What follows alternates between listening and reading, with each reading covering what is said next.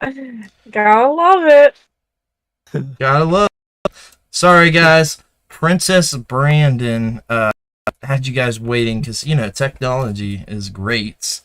So, with that said, we are live with the Game Junction podcast, episode 37, and we have Kerguhl Games here. How's it going today, man?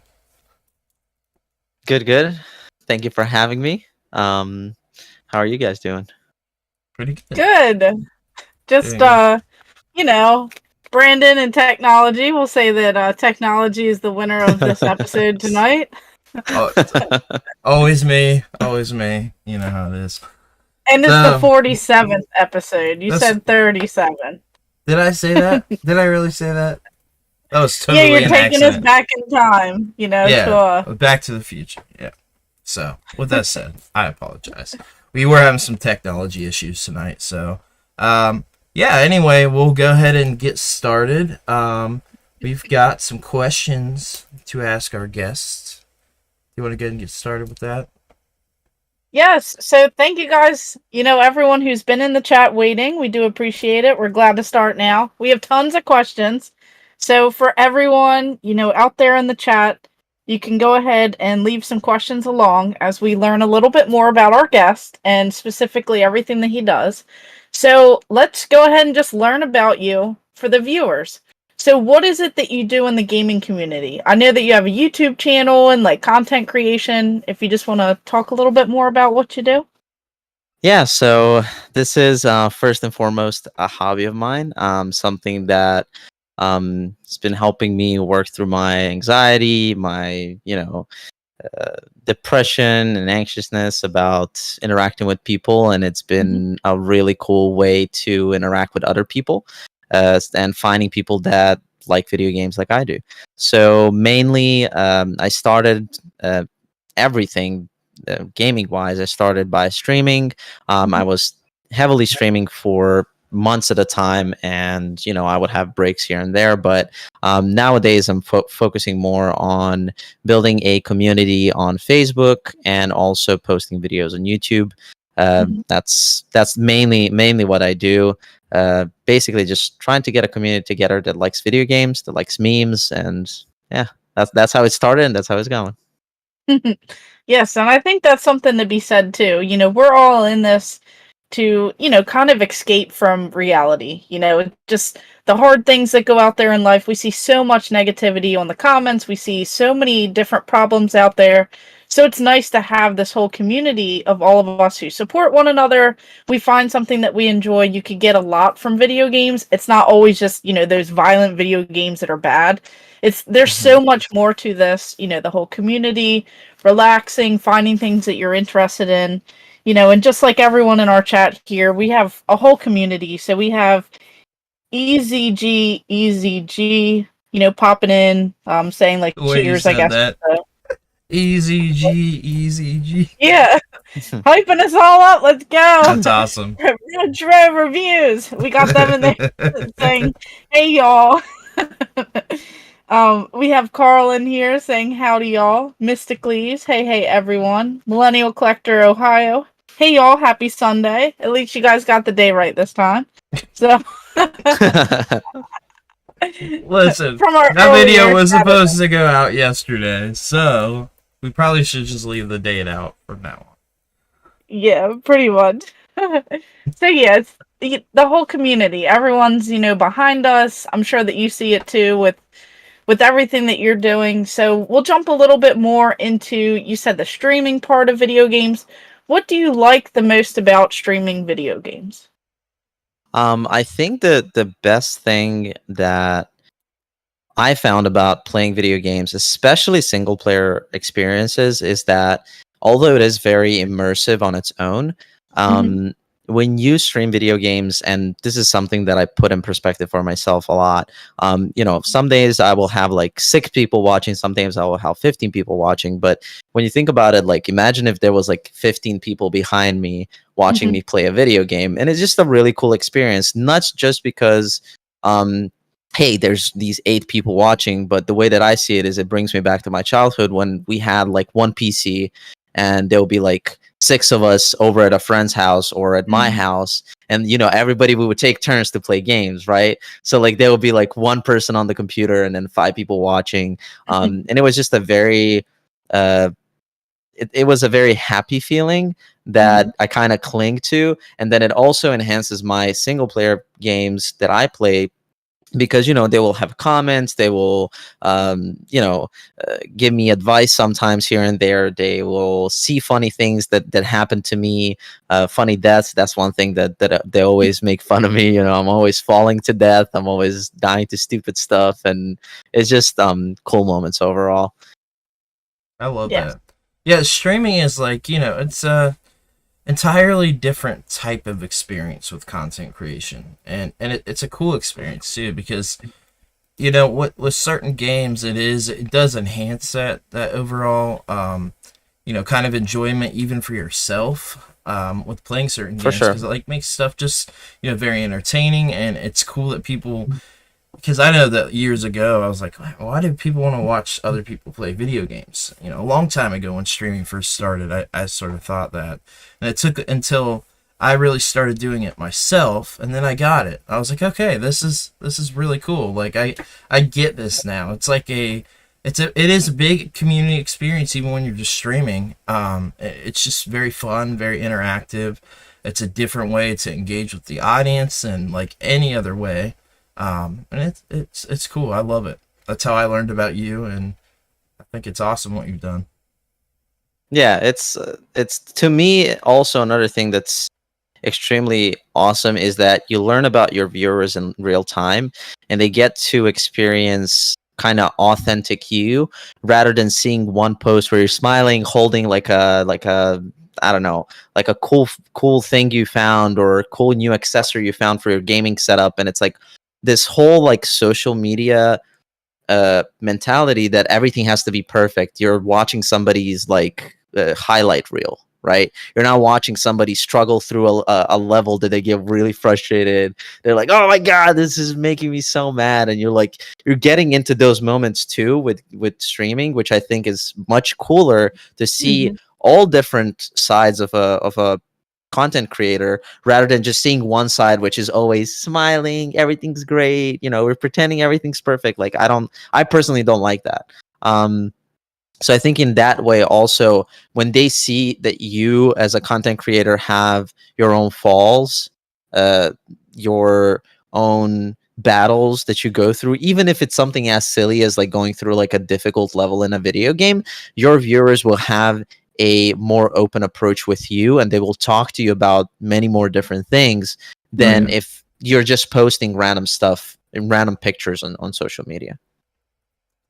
Yeah, I totally agree with that. Yeah, it is like, social media, it's become this thing where, people maybe don't understand that is what people are doing in social media. They're posting just the best.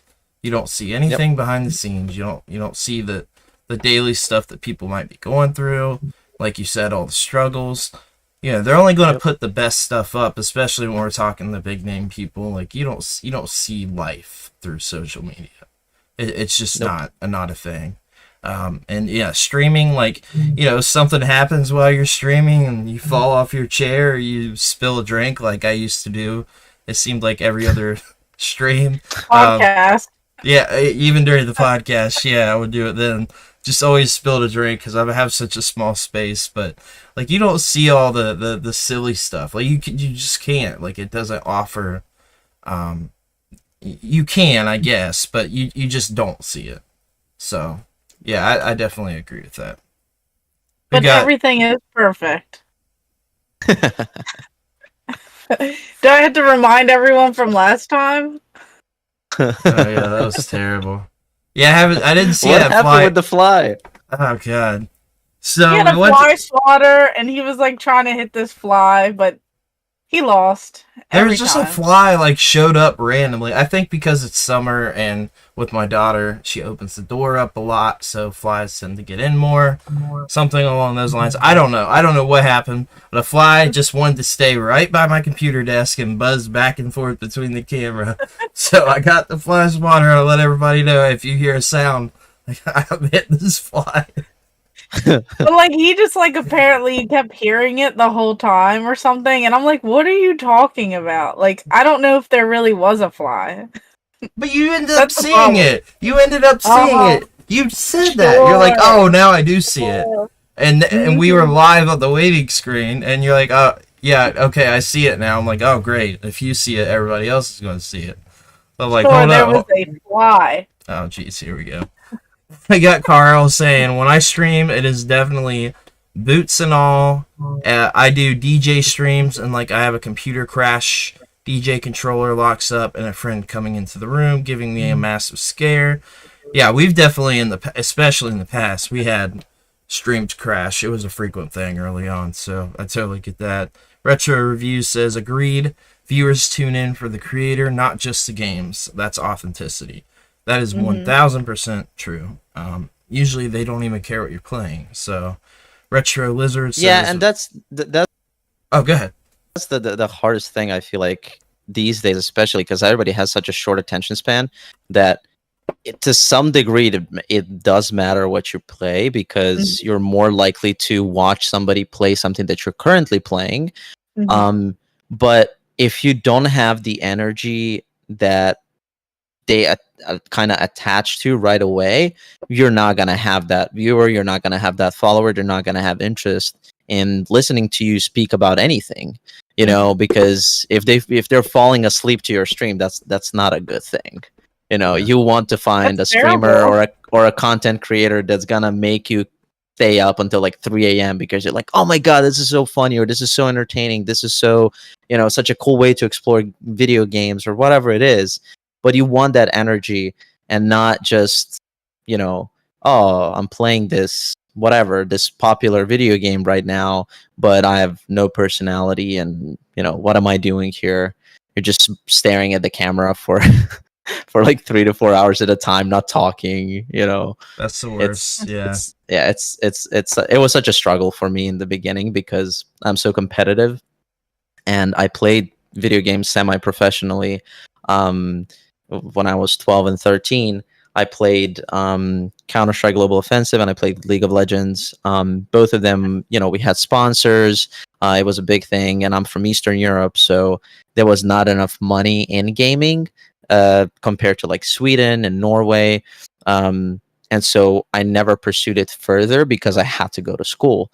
But when I did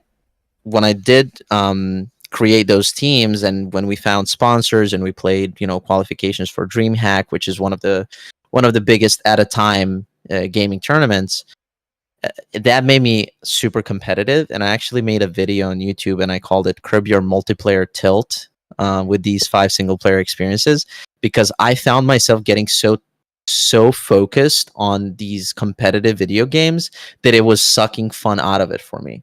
And I had this moment after like a year and a half, and I'm like, what am I doing? Why am I like brainlessly like playing this over and over and over, and I'm miserable every night? You know, you play for like 3 hours, and, you know, I don't know if you guys saw that meme from the TV show Community. It's like, fuck you, and I'll see you again tomorrow. Like, you get so pissed, and you don't want to do it, but then you boot it up the next day. And that's the worst. That was me when I started streaming. And I kind of learned through my own example to kind of move away from that toxic part. And that's where like single player games came into play a lot more lately. Yeah, and I feel like a lot of people can experience that too. Like, a lot of people go through, you know, like you always hear the stuff like YouTuber burnout and like all these different topics. And I feel like a lot of people kind of get lost in certain things, and they'll just keep doing certain things if they see it's working, or maybe they find themselves, you know, kind of getting bored at some of the stuff that they do. So it's, you know, it's always good to have this whole community, talk about things so that you don't ever experience that. And, you know, creating content shouldn't feel like, you know, like this whole difficult thing. It should be this fun, you know, passionate hobby, and, you know, little. Well, that's why they say, like, you know, if you do something that you love, you're never going to work a day in your life. Yes. Because if you're passionate about something, it's not going to feel like work, which is the main goal. And the, you know, ideally how you want things to be. But there's definitely content creation burnout, at least for me. I mean, Yeah, I think I hit a that point. happens for everybody. Yeah, like you just hit a bar. Even if you're not, you don't, even if you don't make any money off of it, it can hit you mentally a lot more than physically. I feel like to Yeah. where just like I need to take a break. Well, you hear about. I mean, it's been a thing forever. Like you hear about all, even like the big name YouTubers or streamers that, they're like, I have to take a break. Like I'm losing it. Like I can't, I can't do this anymore. And like I haven't necessarily had the crazy burnout or anything like that, but you see it happen all the time, and people talk about their experience with it, and that's why people like we had Scott Squatch, the YouTuber, on not that long ago. He was like, yeah, man, I just didn't want to do it anymore. Like I was so burnt out, I was so over it, and he was there from the beginning. He started the year after. Like I think he made his channel in 2009, so very short, early on. But like it just people talk about that, and like even names like AVGN and Happy Console Gamer and all those guys, they've all talked about it. Like I just had to leave for a while, or I just had to take a week off or 2 weeks off. Like I had to go on vacation and get away. Like I just had to, do it. I mean, it's look like people. If people are doing that, if they're doing it full time or they're not, like people take vacations from jobs, and if like that does become your job, and it's like if it's not, some of those guys don't even love what they do anymore, and you can kind of see the passion sucked out of them with it. Yeah. Like you can really for see sure.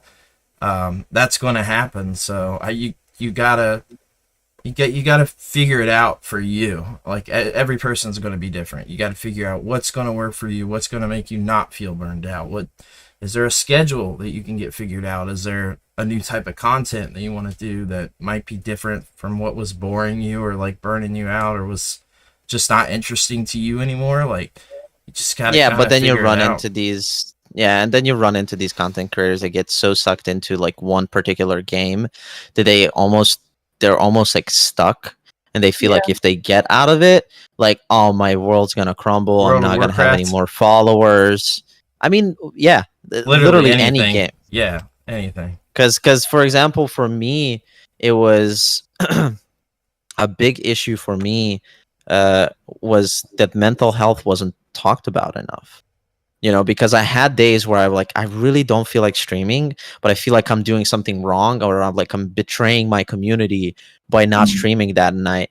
And I realized in the last year that I have such a cool little group of people that, I try to do streams on Friday lately because I just been having a lot more real life obligations that I can't stream every other day or every day.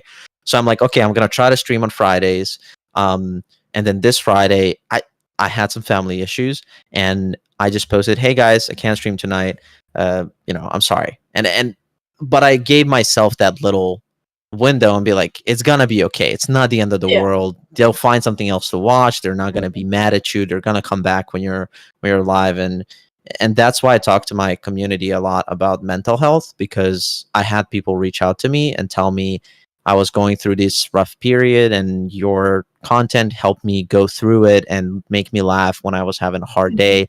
And that means more than anything to me personally, because I know that certain content creators and streamers do that for me, right? They don't know that, but I had times where I didn't want to do anything but eat junk food and have a drink and watch a streamer do stupid shit in a video game, and it was great, But mental health definitely doesn't get talked enough about, and the big part of it is the burnout, I feel like.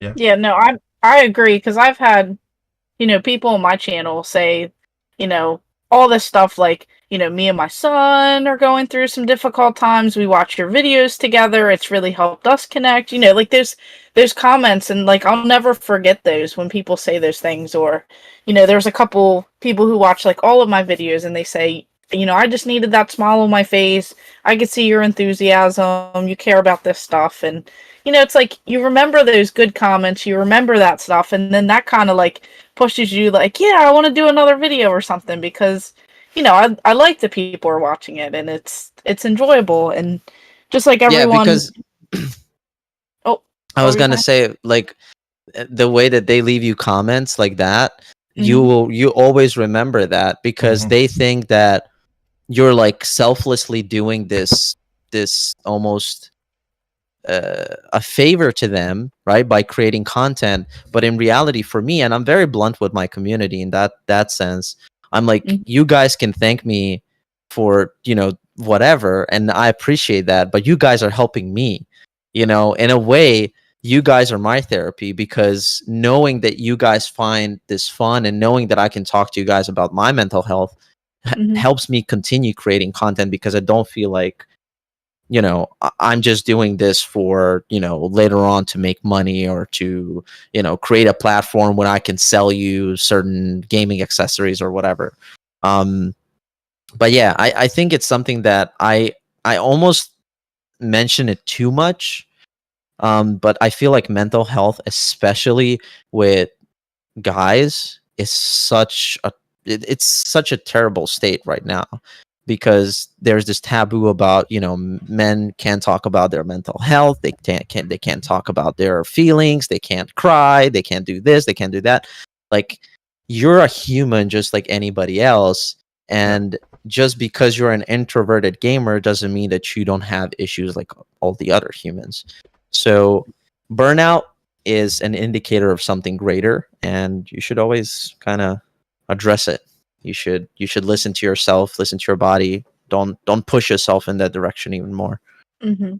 No, I mean, I think that's, a very strong thing to be able to admit and open up about. And you're not the only one either. Like, there's tons of people in our chat right now saying, all of that too. So Yep. it seems like we all have such a great, strong community of all of us are going through, certain things, and it's great to see that the community is together and no one's, holding any judgment against you or anything like that. So I No, and definitely and think it's great, that everyone in the chat right now is kind of helping one another get through this too.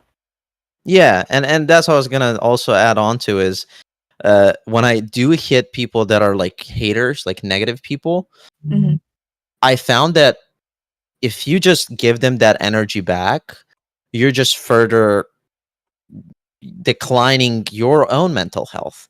Because sometimes there will be people that are haters and be like leaving nasty comments, and then I asked one person, I was like, are you having a bad day, like, are you okay? Because the easiest thing to do is just like remove them from your community, ban them, whatever. You don't need that type of energy in your community.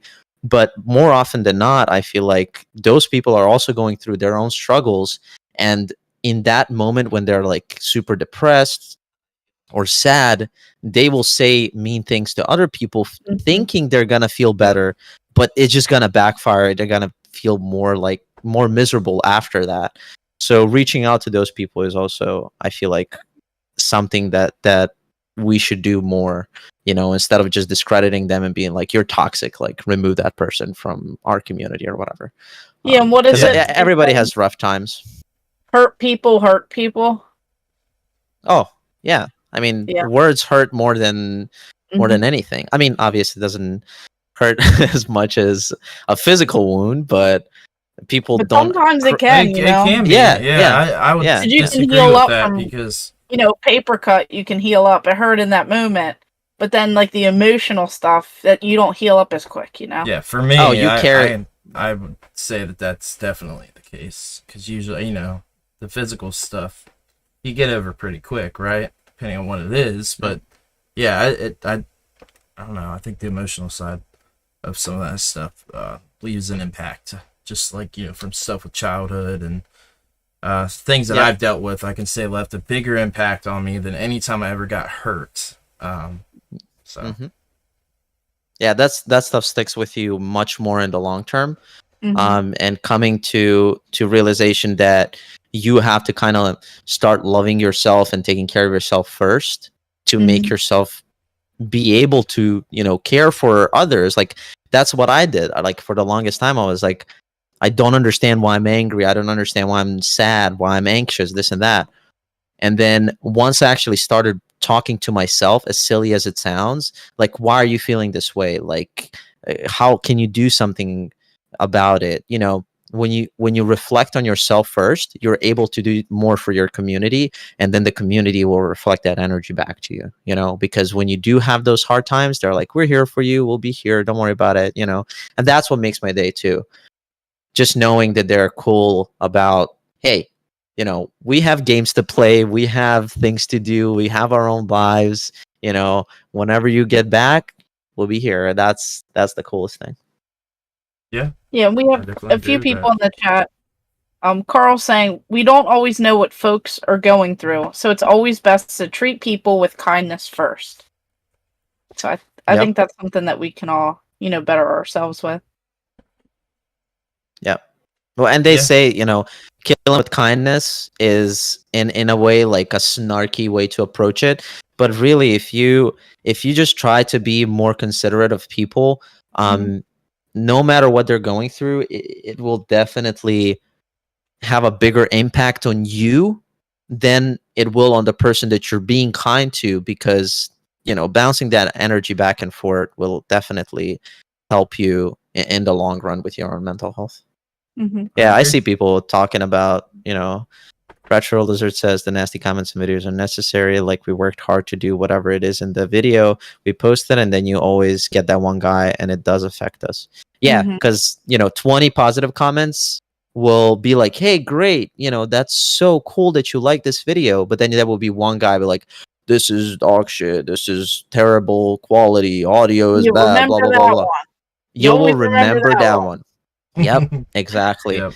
And that's just us as humans. You know, I Yeah. feel like we always cling on to the negative, because when you think about childhood, you're not going to think about, you know, the 300 plus nights that you spent with your friends up until like 6 a.m. playing video games. But you will remember that one time when you got chewed out by your parents for, you know, not doing chores and playing video games. Like that one negative experience will stick with you more than all the positive ones. Especially from childhood, at least for me. I would agree with that for sure. I do remember a lot of the good times, but a lot of that other stuff definitely sticks out more.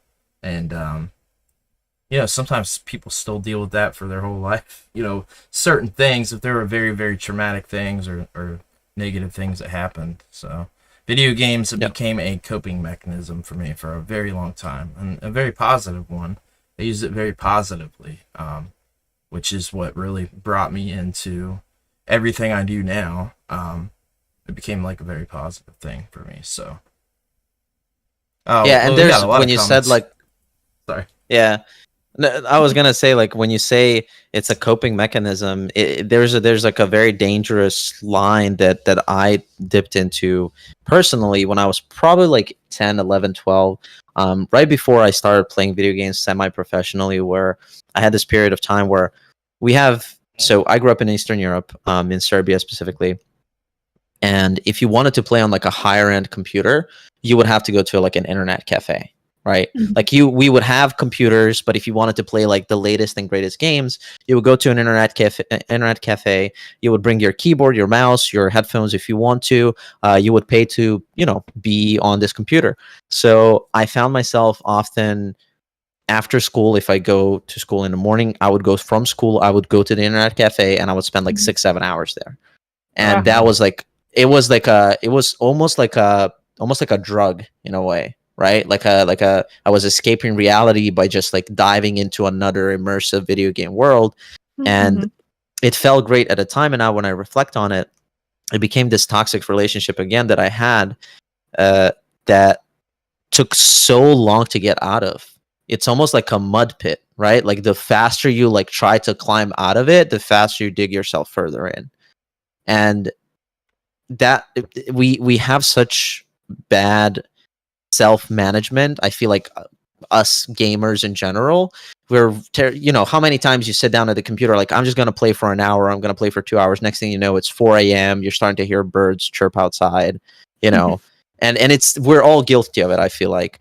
But when I was that young, I couldn't understand that. And now when I think back at it, it took me so long to get out of that little hole that, you know, it made me realize that I was getting into this very dangerous addiction with it.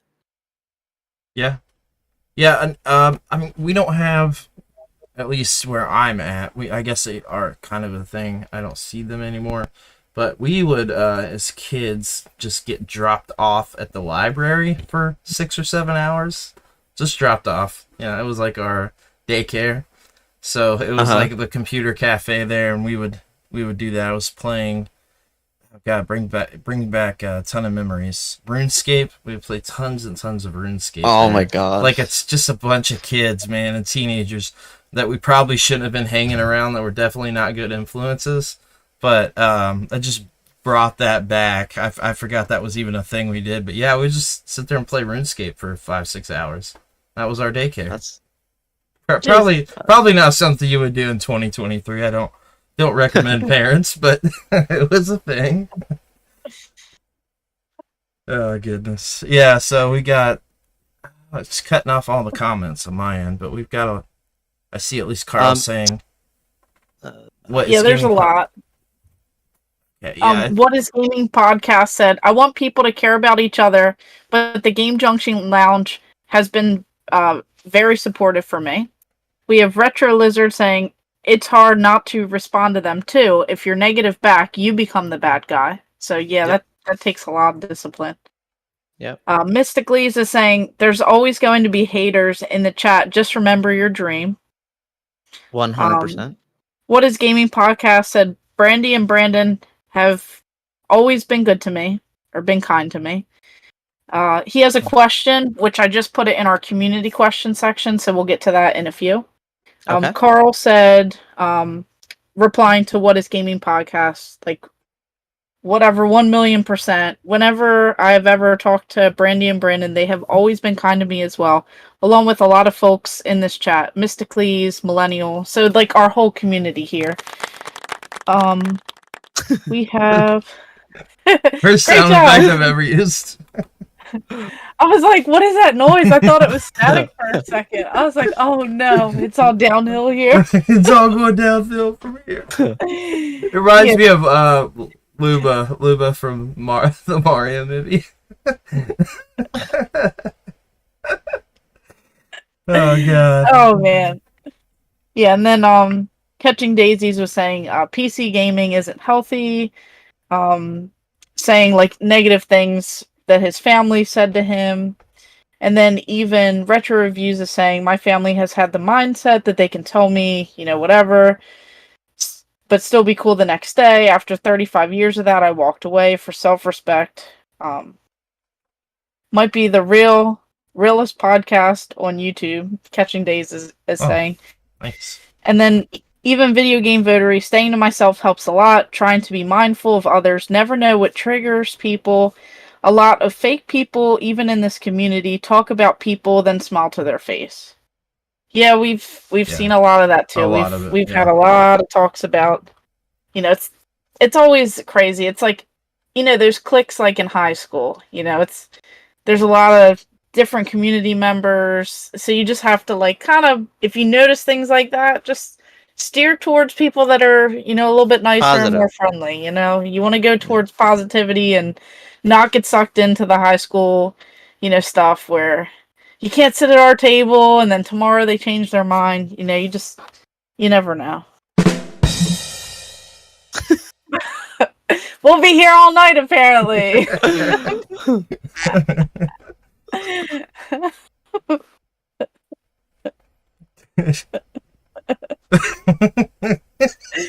Yeah, things are getting too real. He had to break it up with some silly sounds. I know. I felt like it was getting a little. I'm sorry. I didn't mean it to make. No. It's good. It's good conversation. It all needed to be said. Yeah, because I can relate to that. Very, very, very much. So, that hits home. All of that hits home. So. We don't talk about that stuff enough. We usually, steer away, but especially with people like talking in the comments, like it's definitely a thing. It's a mental health is a big thing, and even in the gaming community. What about you guys? What was your like go-to game that you would like get lost in for hours? Like to escape when you had like a really bad day, what was your like go-to game to play? Like growing up or like when what are we Yeah, growing up. Like Fantasy Kiddo Star style. Online, Dreamcast, Fantasy Star and Online. yeah, played a lot of that. You guys played games? I'm kidding. I'm kidding. No, I'd say like As this guy Nintendo. says, Decibin says, Brandy is the biggest gamer on platform and appreciates kindness. Thank you. Yeah, I do play game. No, back in the day, it was always like I had my N64, so I'd play like Tony Hawk Pro Skater games, different Mario games and stuff. But then when I got the PS2, I just really went wild into like the Tony Hawk Pro Skater series. I could just play and play and play, try and beat my high scores, get sucked into it, the soundtrack in the background, listening to like that rock music, the alternative, and then next thing you know, I just wanted to go out there and skateboard. I was skateboarding and stuff. I just, different games like that. And then really big into like the arcade scene in like middle school, high school age. And then I would get dropped off at the mall and I'd play laser tag, but they had arcade machines, so I'd play DDR. I love Dance We Dance did that Revolution. too. Yeah, we get them all and do Yeah. that too. Play DDR and all that. They even had the very first. I know there's been a bunch, but like the very first like Guitar Hero arcade was there, and so that was pretty active around that time. But yeah, we would do that too in the mall, man. Man, I miss malls. We don't have them here anymore. They're all We gone. even had an old arcade in one of our malls, and they had sleepovers. You would show up with your parents. They would drop you off with a sleeping bag, but you wouldn't really sleep there. Like there would be one or two kids in the That seems a corner little sketchy. sleeping. Randy. No, legit, it was I a know, thing growing legit up. seems sketchy. We went a few times. Because he It was may not be watching you, allowed. random adults. Yeah, it may not be allowed, but like your parents weren't there, and you just got to hang out and play games all night. And the That's stuff would be funny. switched over to free play, and That's there might be cool. like one or two kids sleeping in the corner or something, but everyone's staying up all hours of the night playing in this like I don't even remember what it was called. Like I forget. Like, but some arcade like in the mall. It was the wildest thing ever. That's crazy. Like, we don't Imagine have letting that. your kid do that these days. Like, Yeah. ain't no way. That would never fly Like I didn't anymore. even know any of these people. Just there you Just go. random people. Say Was their this like wild. teenage years or was this like young kid years? No, like kid and teenagers. Like it That's- didn't matter what age They were you mixed were. together. Yeah, That's even weirder. Jesus. Yeah, that's it was Yeah. wild. But you just played games. Like That's you crazy. just went there to play games. It was the The craziest times thing were I've different though, man. I mean, times were different. Things weren't quite as crazy. There was still stuff happening, but it was definitely different then. Because like even like being dropped at the library, we had different stuff like that. There was like this there was this place called Time Out for Fun, and they would do that too, but it wasn't in a mall. It was like an actual place, and you had to get like vetted. And I definitely remember like the people were getting like background checks. It was like a whole big thing, but it was all like local. I'm from a small town, so it was all local town people. Everybody knew each other, so it was a little more less like just a big mall. But they had that. It was like a giant arcade.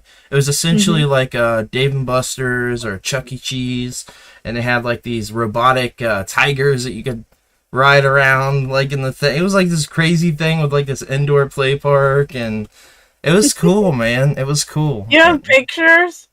I do of me riding the tiger. Yeah, I've got pictures of that for sure. Yeah, we went there all the time. It was so cool, and I don't think that company is around at all anymore. But it was Probably like not. a chain company. And yeah, it was That was must cool, have man. been that running costs were probably crazy for that type of stuff. Mhm. It didn't stick People around don't for more realize. than like 2 years, unfortunately. So yeah, Yeah, it's, it was probably not profitable. no, I imagine that it wasn't the whole time. Yeah, we It makes had me a few. remember. Sorry, it makes me remember when I was like 6 or 7, like right before the time when I got my first computer, and my favorite thing would be my parents would just let me go to internet cafes and watch people play. Right, like sometimes they would give me some money to play, but for the most part, I was watching adult. Like when World of Warcraft originally came out, so it was 2005. I was watching people go through those first few levels, then a couple months later, did them raiding, going through raids. So that was like these huge battles and stuff, and that was like the most epic thing for me to watch. And then I would run home and be like, "Mom, can I go for another 10 minutes? They're gonna work on this boss," and it was like the most exciting time. I wasn't even playing it; I was like having a ton of fun. Did either of you guys play RuneScape at all? Did anybody get into that? I played it for a very short time.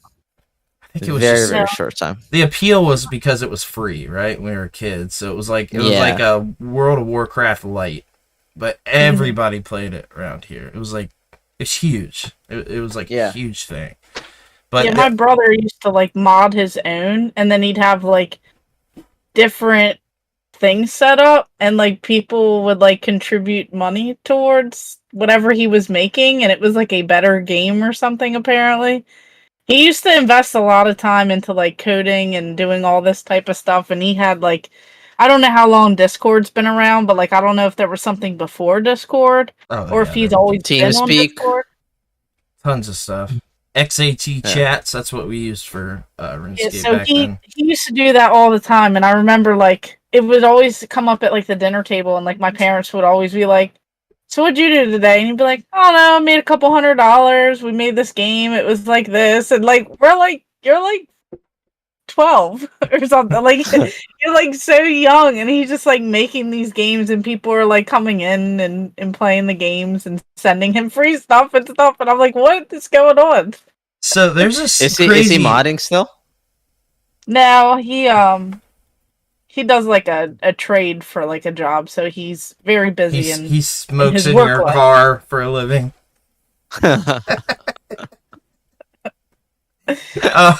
No, there's this thing that's going on with RuneScape right now where people are making like tons of money on it, but there's like this money laundering going on from Saudi Arabia, but like people are making money through them here. And I watched this documentary on it not too long ago on YouTube, but it's like this crazy thing, and it's going on like actively, like still right now. But like there's a ton of money laundering going on through this game, and like because the people that have made the game are not based in the US can't do anything, and there's like all this like sort of like That's jurisdiction wild. Sort of thing going on.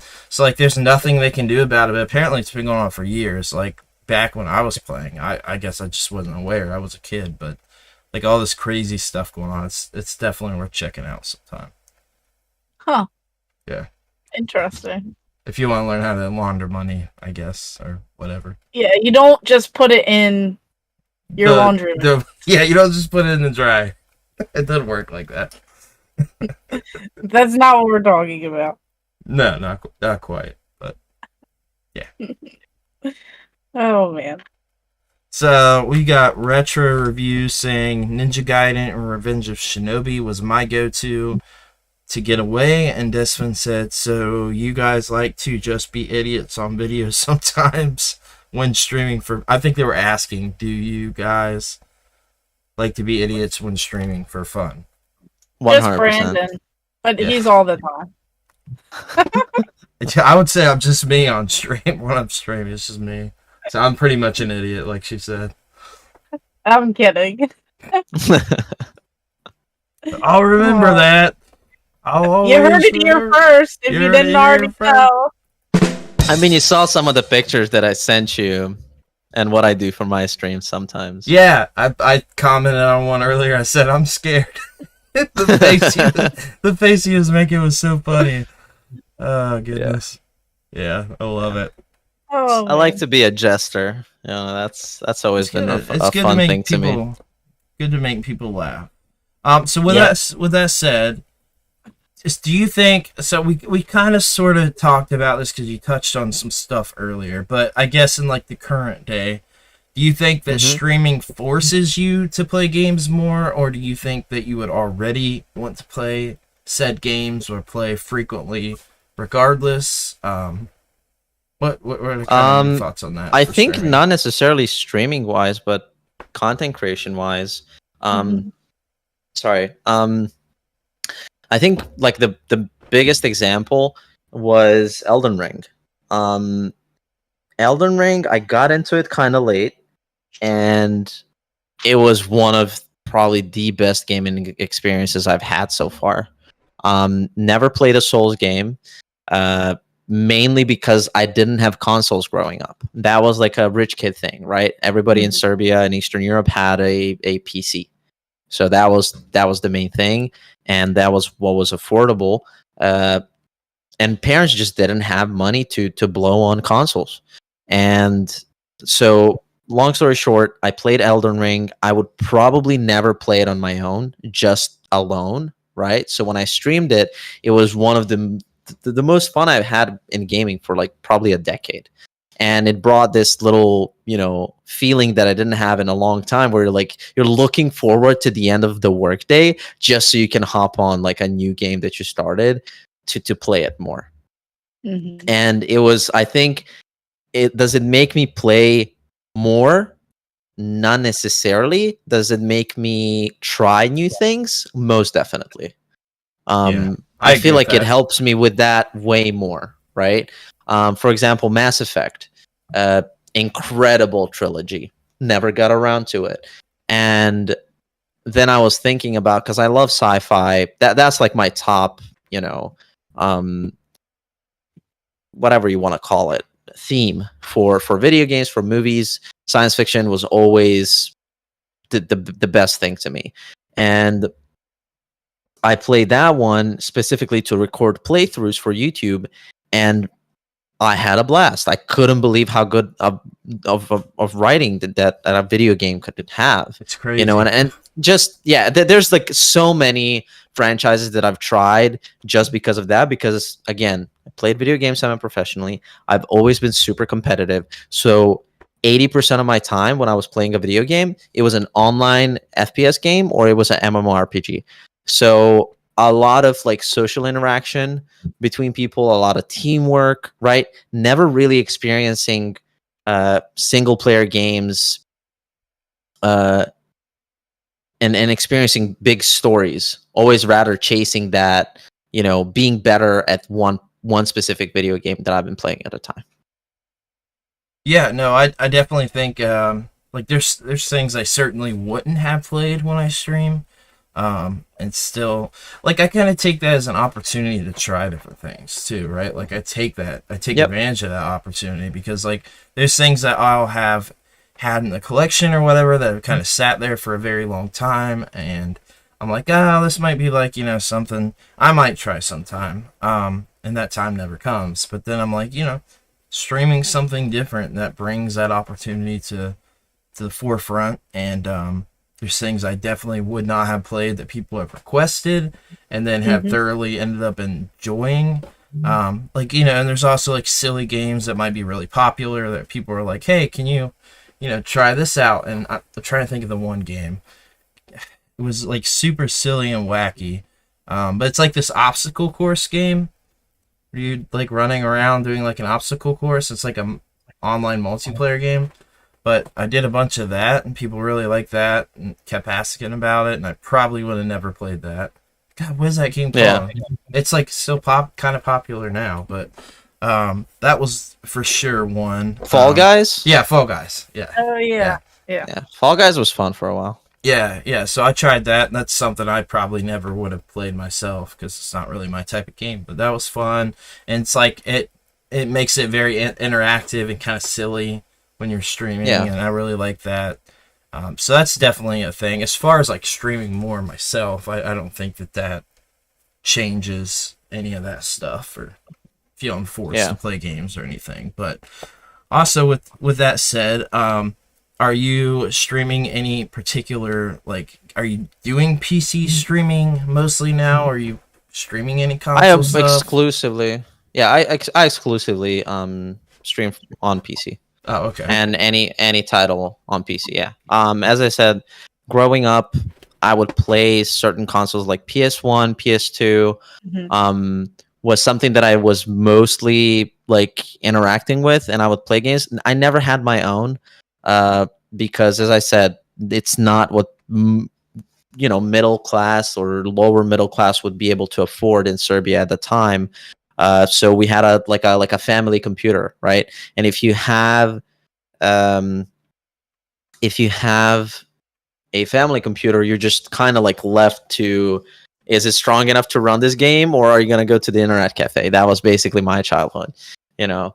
So mainly streaming. I've been streaming like FPS competitive games, but as I said, I do love to, I tortured myself with, I don't know if you guys ever saw Getting Over It. I don't know if it's even available on console, but it's this super frustrating game where you're a naked bald guy in a cauldron and you have a hammer and you're like going over obstacles.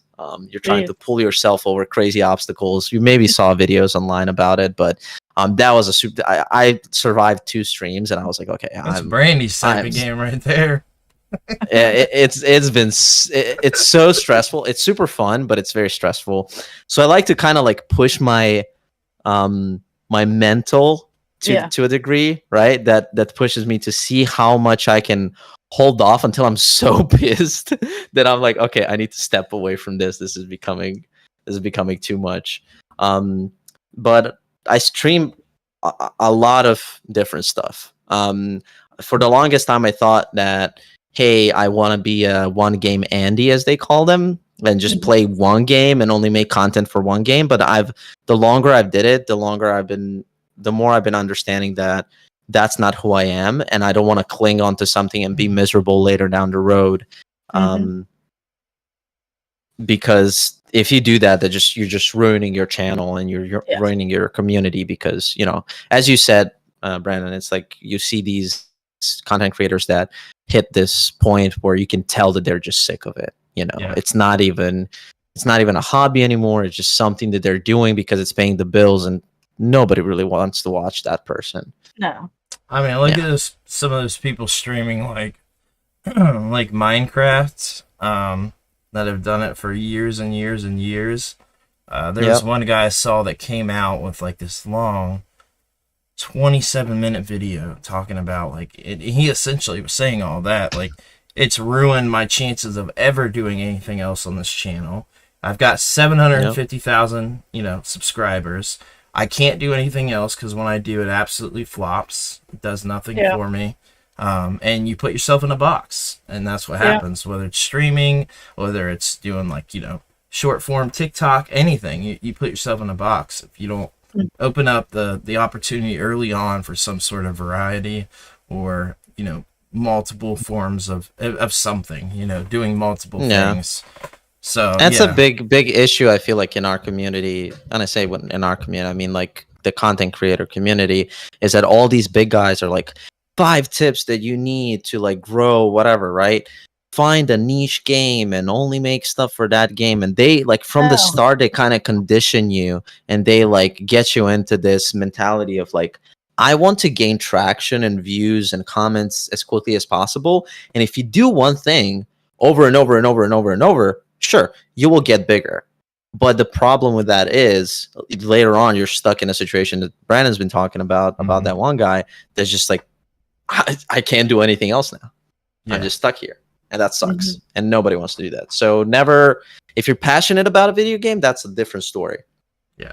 You have these guys that play Path of Exile. Passionate about it. Yeah. Because like you have these fanatics that are fucking math professors. They're playing Path of Exile for, I don't know, like 300 hours a month. And they're like, that's the only thing they play. They're super passionate about it. They like to make these different builds. It's like skill points and talents and percentages, and like that's what brings them joy.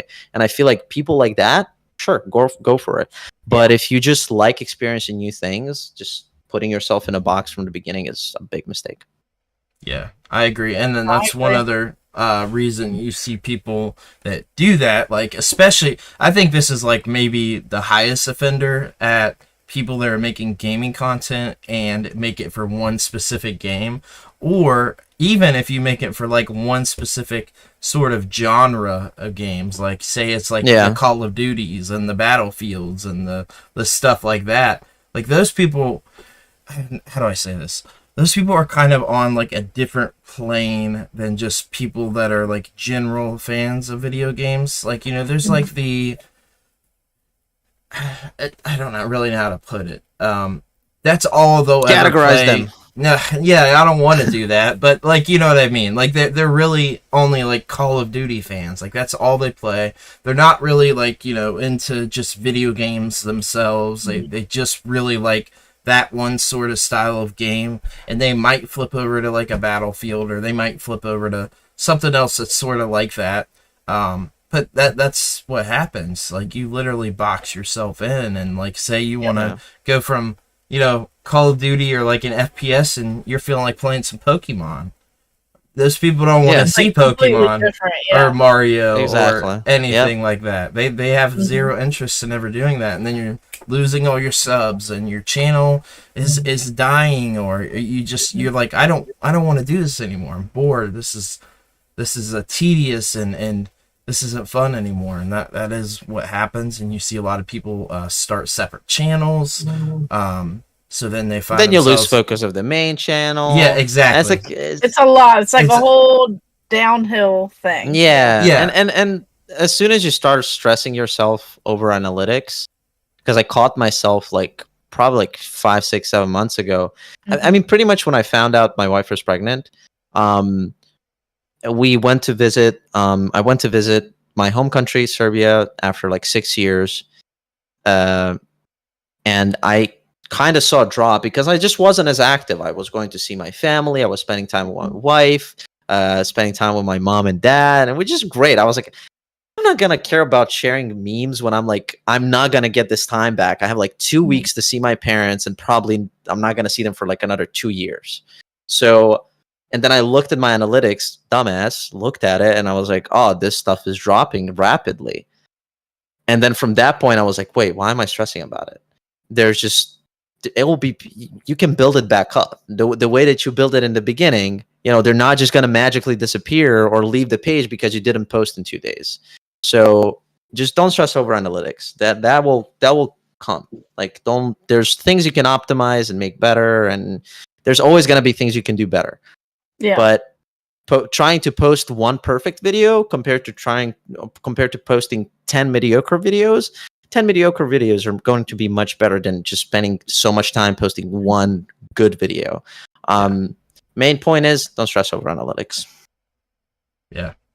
Yeah, because life essentially happens. We've all had hardships. We've all had things happen. And, you know, like on my channel, I've had, you know, I had like all this like growth, and then something personal that I couldn't even control. You know, things happen in families, and next thing you know, like you're not even thinking about certain things. Then you look at something and you're like, oh man, I was doing really well, and then this happened, and then you don't post. You know, you have to get over that, because then you're already feeling a certain way because of something personal that happened in your family, and then you look at this, you can't let that stuff get to you. You just have to, you know, kind of like separate it and just let life take you. And if things work, they work, and if they don't, I mean, you just have to. If they're out of your control, you can't really, you know, stress about that stuff. Yeah, a very stressful thing to understand or to tell yourself. We talked about depression earlier. Your depression goes from personal depression to streamer depression when you start thinking about analytics. You know, it's so bad. I feel like that's one thing that's probably worse than like regular depression. So even just recently, it's pretty wild with the analytics stuff, because that stuff can change so rapidly. Like literally a day less of any sort of posting. And I'm not talking about not posting at all. So just as an example, we went to too many games. So this is probably around, I guess I'm sort of starting Thursday night. So just for a few days, and I guess it was really only 2 days of less posting, and not, you know, completely cutting it off. There was still like a minimum of like 5 posts on just one platform. But just less posting, like you could see something drop rapidly. It was at almost 500K, and we saw it drop to just under 200K in 3 days. And so, like, you can't let it bother you. Yeah, like you can't let it rule your life. Crazy. You're supposed to be doing this For to have fun. It's supposed to be like a hobby and stuff. You just have to let life happen. And I know that some people, they have like a hard time, you know, stressing about that. I know a lot of people in the chat stuff too are just starting out, or some people are content creators who are watching us. It's like, you just have to let it go, you know, hang out with people, in this community that uplift you, and eventually, things will work out. You just have to stay positive and, keep at it and not let the Yep. little things stress you out, because you could post consistently and it could just be something going on. It could just be a Monday or something, or Saturday apparently today. And, when you do that, it just you just, you just have to let it go, and it could be out of your control, and you could lose hundreds of thousands of post engagements, but you can't let it bother you. Yep. True. It's Sunday. Ahmed says, "Give us real advice for 5 minutes." All right, get your notebooks. Okay. Yeah. Wait. With what? In reference to what? Yeah, Because what's I got the a real- lot of life. I got a lot of life advice. I'm That down could be for a whole, any real advice. No, I was gonna give you one advice. Let's hear What? the advice. I'm down. Yeah. There's no universal formula for anybody.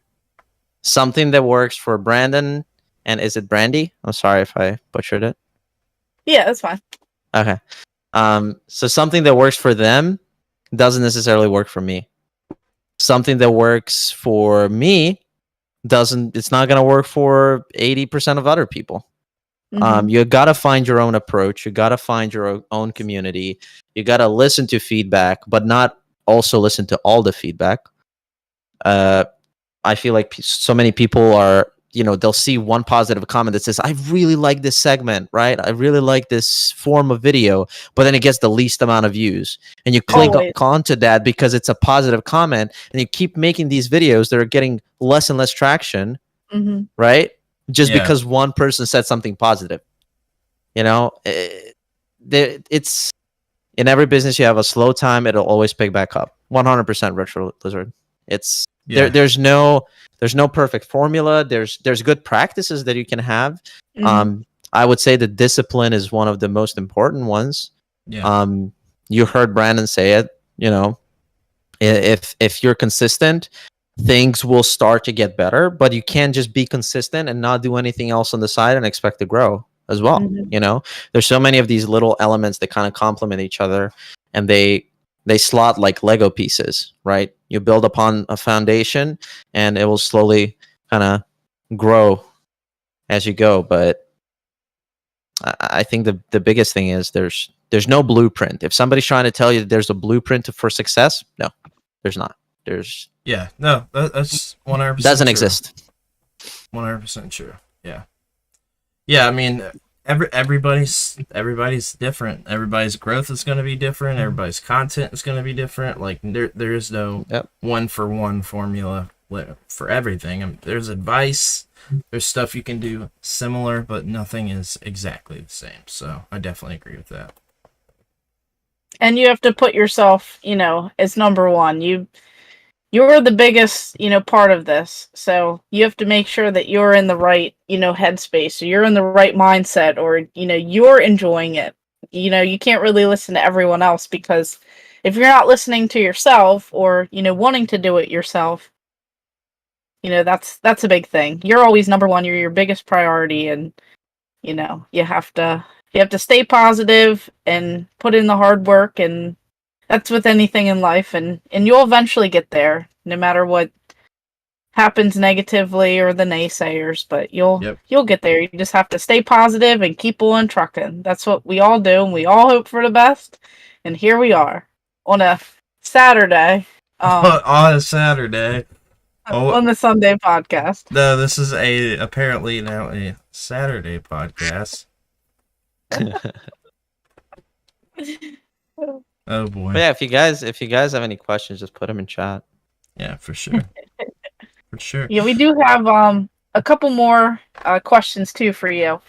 Where specifically can people find you? You mentioned earlier the Facebook group, other socials, and do you notice a difference of interactions on each of those different platforms? So the main way that you can follow me personally is on Facebook. Just type in Kerguhl Games. I'll say hi here in chat, and just type that in on Facebook. You'll find me there. From there, you can jump over to my YouTube. Those would be the main platforms I would say that work for me. Mm-hmm. I tried Twitter before. I think Twitter feeds on a lot of drama. Didn't like that. Don't want to engage in it. Personally, I don't know. Some people find it super useful.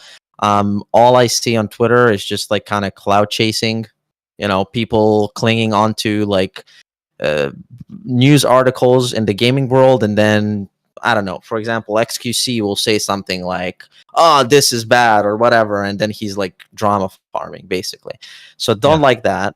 Instagram I used to love, but recently I just post reels and that's it. I just don't feel like for the amount of effort that you put into Instagram, it doesn't yield as many results.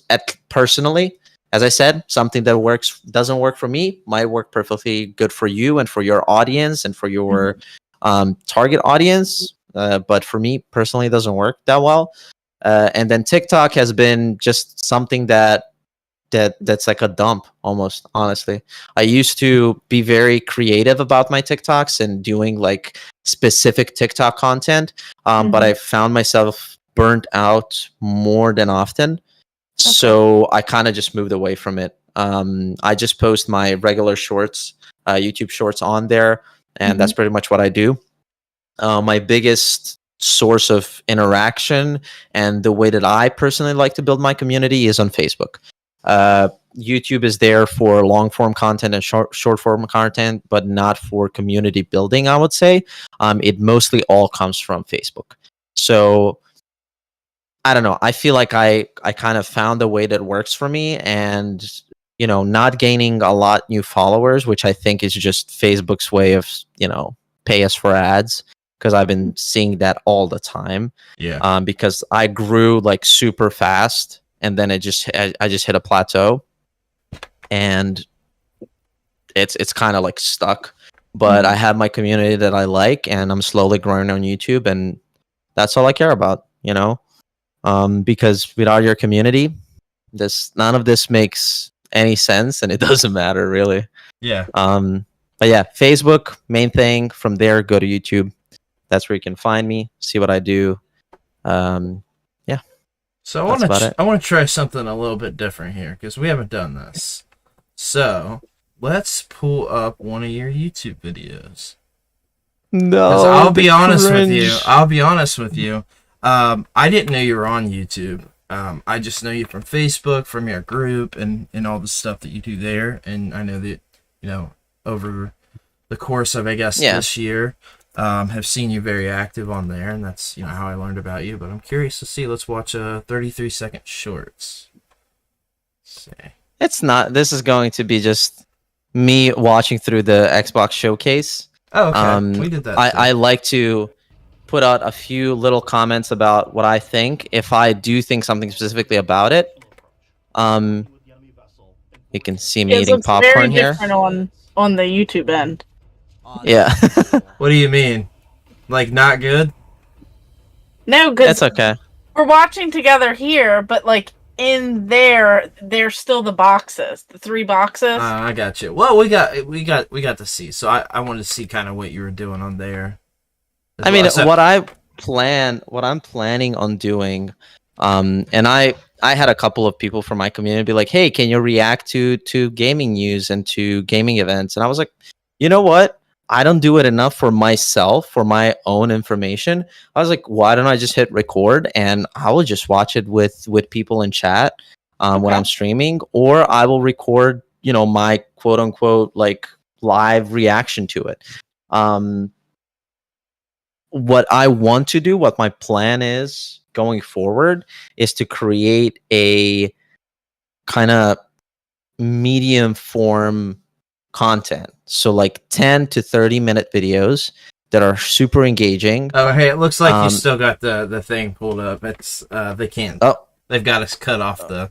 Yeah, I had to actually switch to another scene to do that. But yeah, go ahead. Sorry, I didn't interrupt you. I left the activity, so it should turn off. Yeah, no, we're good. We're good.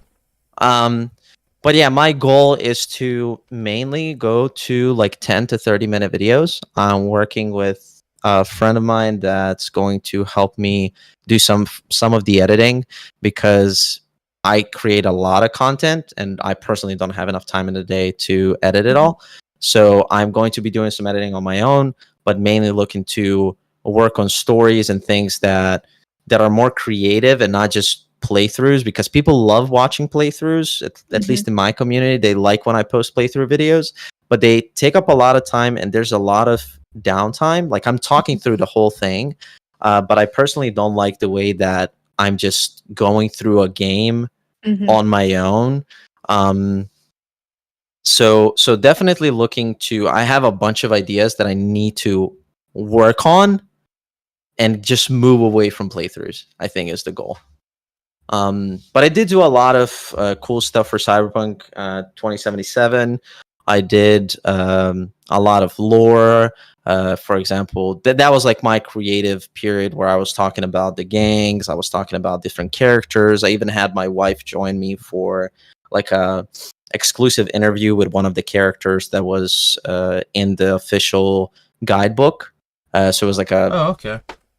I think like 15, 16 paragraph interview that's with this video game character, and I had my wife play the character and I was playing the interviewer, right? So we did something like that. I did a couple of these random, I call them rants videos, where I just talk about whatever I want to talk about at that point. People love those. So people love those. Yeah, they do. But mainly, I want to do creative videos about different video games and not get stuck in a routine. That's one thing that I want to do.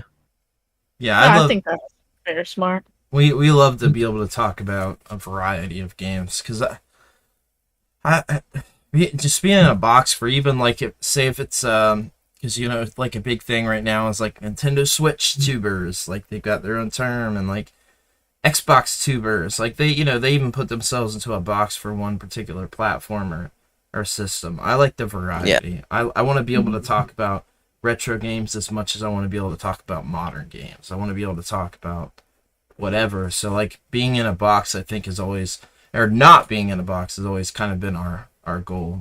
You just don't want to put yourself there. And we have so much we want to talk about, not even just games.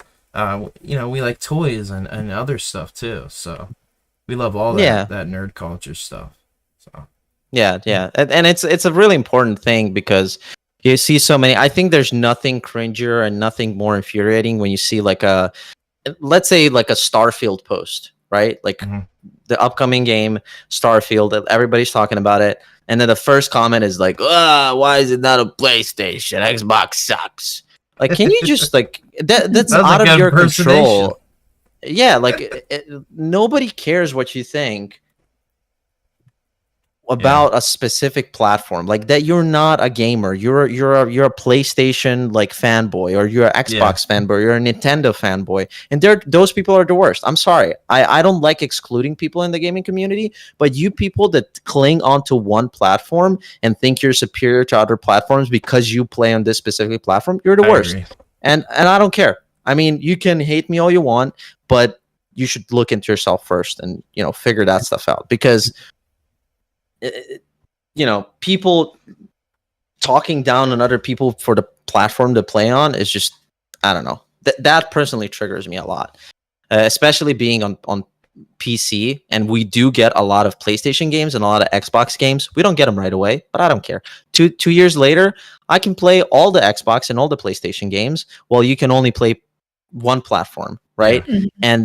And you see people that they like to own an Xbox, they like to own a Switch, they like to own a PlayStation, and I salute that. You should support all these companies if you like it, right? But you should never talk down on somebody because they prefer a platform that's different than yours. I think it. And don't forget about the mobile gamers too, because they're real people. Wait, the more we mention them, the more power we give to them. Don't mention them. the mobile gaming hate. I feel so bad for these guys. I know, they're just trying to play their Candy Crush. They're just trying to play free games. Like, my lord, people, come on. But they just want to play Farmville on Facebook. There's a much bigger problem with mobile gaming that people joke about, and not to get too serious, but mobile gaming brings in more money than console, PC, and any other form of gaming entertainment provides altogether, Yes. right? So mobile gaming makes so much money from microtransactions. You guys have no idea. When you look into I've these gone in the statistics, rabbit hole. It's crazy. Yeah. yeah, crazy. yeah. I mean, I'm talking to people in chat. I don't know if they researched it or not, Yeah. but Mm-hmm. mobile gaming is huge, and we make fun of these people, but these companies will do what companies do. Like, they're a business, right? If they see that they can make $100 million a year from this one game that's crappy, why would they invest like $50 million to create a AAA title that's gonna make them $60 million? So they profit $10 million, Call of Duty or whatever Mobile. it is. Yeah, it's crazy. I mean, Yeah, it is wild. Yeah, I mean this stuff. It is crazy. Like, yeah, the game is free up front, but then later on, like, these 65-year-old grandmas have spent $150 unlocking and being able to do stuff quicker in Candy Crush, and their husbands get mad because it's only been a month. But this is a real thing, though. I'm joking around, but this is a real thing, and it actually is quite a thing with like older folks and some of those things like Candy Crush or those games that are like the slots. I was bringing that up to you the other day, Brandy, about the slots.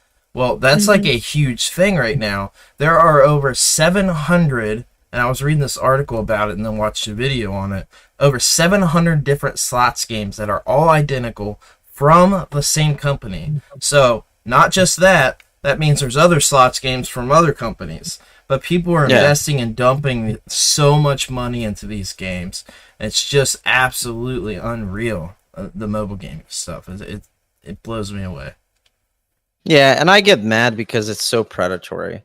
It is. And when you say like a grandma spends this, what is that? Sorry, my balloons are going crazy. Give me a second. Like, is that an alien or a jellyfish? No, it's balloons that my wife left in my office, and I forgot, and I turned the fan on, so just stuff started. Oh no! It was about to go pop. I was waiting for it. Pop. Yeah, I heard a sound, and I was like, "Wait, it doesn't sound right." But anyway, what I hate about it is that it's predatory. It's not good for the gaming industry. It makes us look bad, and makes that's why they talk so much about like gambling and addiction and gaming. Yeah. It's not complicated. It's simple. It is simple, but it's predatory, and it's not right. I feel bad business, and they're never gonna get my respect.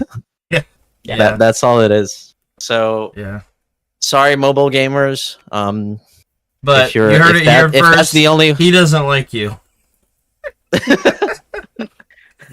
Just kidding. Okay. Don't say it like that. We all went down a rabbit hole, so I tried to get all like the Sims mobile players and all those people. Oh, Sims Mobile. Oh man, Sims Mobile. I don't know. I went down a whole rabbit hole and playing some of these games too, and like The Simpsons, you build your own town, but then you want to hurry up. Is it called Tapped or something? Energy. Yeah. You gotta buy energy. Yeah, they'll find any way. It's like Candy Crush. It's like, come on, I don't want to wait 24 hours or 8 hours or 6 hours. Like, I want to start doing this again in 3 hours if you pay 50 cents, and then you find yourself paying it 50 times. Time is valuable. It is. Oh, did you guys follow the Diablo Immortal fiasco? Oh yeah, I did. When they announced it, I was mad. I was angry. Yeah. So basically, long story short for the viewers, Diablo Immortal is fully pay to win. It is incredibly pay to win. Yeah. And they'll give you this like a chest, right? So the first chest will say 200% value, right? And it only costs you like 84 cents to buy it. So you're like, oh, okay, like I get these cool things. And this is all through when you're leveling. So in Diablo, it's a point in every Diablo game is to level multiple characters to level 60, 100, whatever the maximum level is. And then from there, you can upgrade your character, gear, blah, blah, blah. So Diablo Immortal did everything wrong. They just monetized everything they could monetize, and it was awful. The streamer spent 25 grand to get this best gem in the game. $25,000. What? And he did not. He's kind of a degenerate. He's super fun though. His name is Quinn69. But he plays a lot of ARPGs, and he's like, I'm not gonna stop spending money in this video game until I pull this supposedly best crystal in the game, right? That you socket into your gear and makes your gear super powerful, whatever. He spent $25,000 on a mobile game in a matter of, I think he did this for 5 or 6 days. Jeez. So it took him like less than a week to spend $25,000 for like an item in a video game, just because the company's so greedy and the drop rates are so low and the grinding is so bad. And they don't do this in PC games. They don't do this in console games, because people that play these platforms, they're like, they know better. They're not going to be on their toilet, for 2 hours and clicking these random buttons just to get like a plus 200% damage or whatever. It's absolutely insane. It's just crazy to me. I was pretty upset about Diablo 4. I mean, there's not even so still gonna play the game, but like there's not even an offline mode in the game. It's crazy. I'm playing. Yeah, that I'm blows playing me Diablo away. 4, and it was it's a pretty. I get it why they do it. I do too. I get why they're doing it. I think it has to do more than. There is the monetization part for sure, because they can push the shop on you, they can push the special offers, blah blah blah, yada yada. But there's also the in-game economy, and you can exploit things, and I don't know. Blizzard has been a shell of its former self for years now, and it's just a sad story. But then when you think about it, Ubisoft, EA, Blizzard, who else is one of the top guys? I don't know. Ubisoft might be the biggest offender of doing stuff like that. Yeah, to be honest but with when you think about it, I mean, when I say we, I feel like majority of gamers loved all these titles from whenever a game came from that studio. Everybody would be like, "Oh my god, this is the best!" Right? Like, remember Far Cry 3? I don't know if you guys played it. My favorite. I fucking loved that game. My favorite. Like, that game was incredible. And then Far Cry 4 came out, and I was like, I get it. No, I get it, but it's the same game. Yeah. Like, it's like a reskin, right? Then Far Cry 5 came out. I was like, are you kidding me? Like, how many times are going to work on the same formula? So I feel like it just progressively, all these big studios that we loved as kids or as teenagers, whatever, they just they're not great anymore. And that's why I'm excited about the indie scene. I know I'm like jumping from topic to topic, but I think the indie scene is going to blow up soon. I'll be right back. You guys. And he's off. It's probably getting a fly. Sorry, go ahead. Oh yeah, he probably is. No, so I see a couple more questions here, and I see behind you. It looks like you have, some stuff on a shelf. A little hard to see. Yeah. What are you? Are you specifically collecting anything? Do you just like to get a couple things here and there for a collection, or? I know we're really big collectors. Yeah, that's I'm jealous of you guys. Let me try to get this blur. Yeah, I can get it completely off. Nothing too crazy. I can show you guys a couple things, but nothing crazy. One thing that, as I was growing up, I never really like collectibles in general in Eastern Europe, and in Europe, I feel like in general, people don't have proportionally, they don't have as much fun money to spend. So like if you want to buy something like a action figure, like you wouldn't do it every other week or whatever, right? So I only really started collecting some things when I moved to the US when I was 21, so 6.5, 7 years ago. Okay. So I don't have a lot, but my favorite thing right now, because it has a lot of childhood memories attached to it, this big box, Battlefield 1942. Nice. And talk about EA, and this is my little collectible. It's in such great condition, I and know. I it's love just the boxes that flip open like that. yes, I love it. I think I still have a whole collection of World of Warcraft expansions and the main game. And then you go into this. I can pull it up. Red daughter But- was kept yelling. So. We All thought good. you were getting into a fight with the fly. Yeah. Not this time. But you get all these cool little things in the games before, and this one actually had all the explanations of the modes, because this was essentially the first battlefield, the first big battlefield. They showed you, the actual shots from inside the game. So I think this is my favorite one when we're talking Is about. that 42? Yes, I just pulled out all my box PC games today because I was trying to organize some stuff. Yeah, I've got it's so that one as cool. well. I love it. I love them too. Yeah, Yeah. but I that's have no my way to favorite play one. them, but I love them. Yeah, but then I have a couple of other things that are also nothing impressive, but that to me they have like a personal value. Sure. We got Adam Jansen here. Oh, nice. Is that Mankind? Yeah. Deus Ex? Yeah, it's Mankind Divided.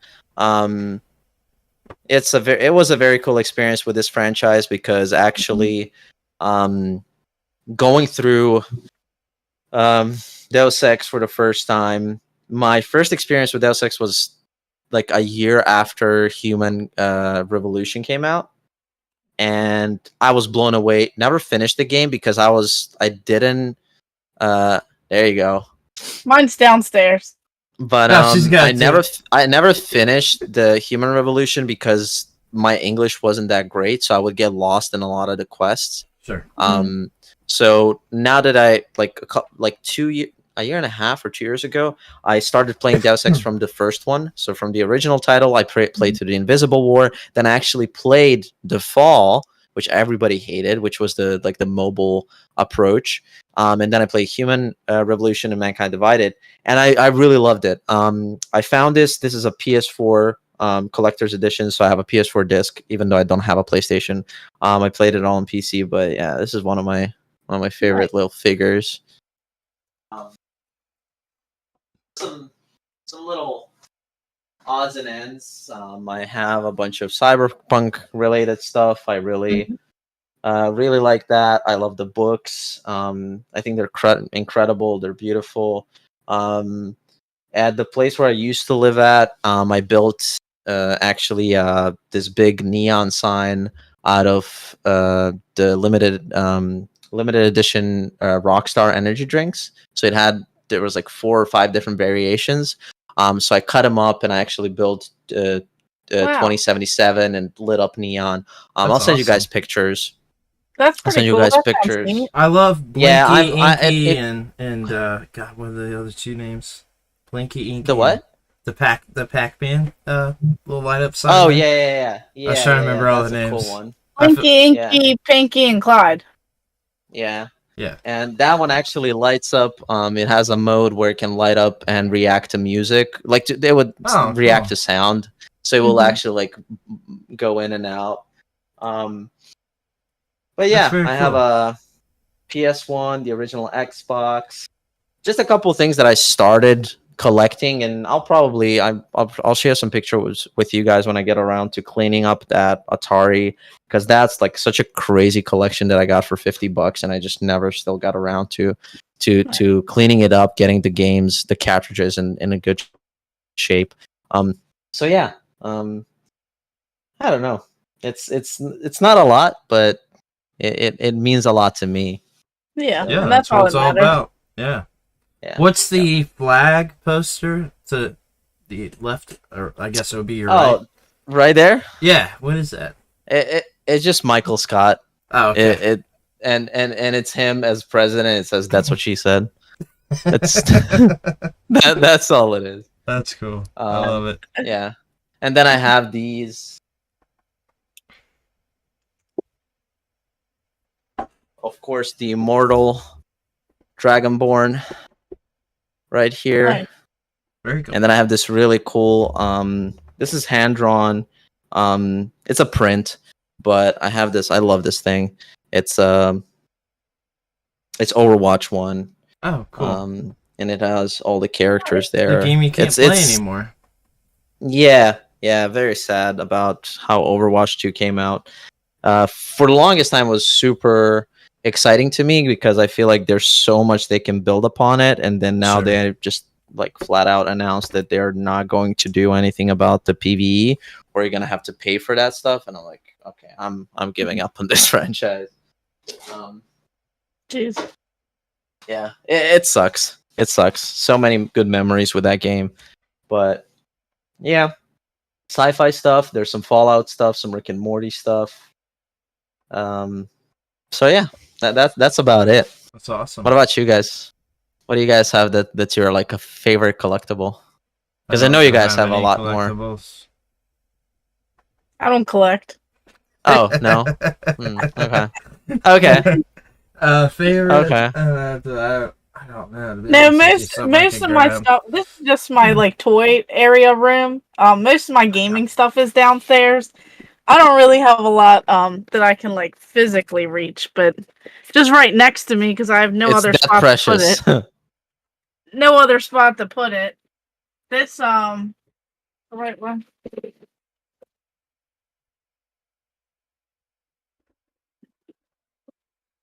Let's see it.